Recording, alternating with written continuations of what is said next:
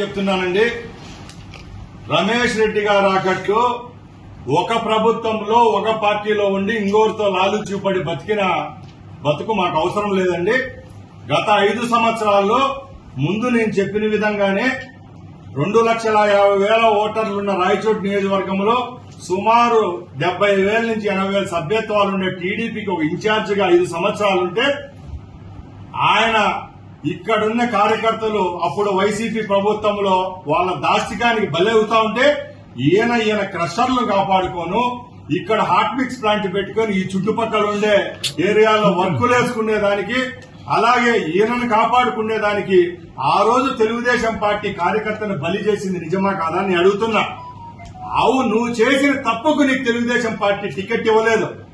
ఆ దానికి కూడా 30 రోజులు చంద్రబాబు నాయుడు గారితో మాతో రాయబారాలు నడిపి చివరి క్షణంలో 11 కోట్ల రూపాయలకు అమ్ముడుపోయిన వ్యక్తివి నువ్వు. అంతే తప్పక ఈ రోజు నువ్వు మా గురించి మాట్లాడే హక్కు లేదు.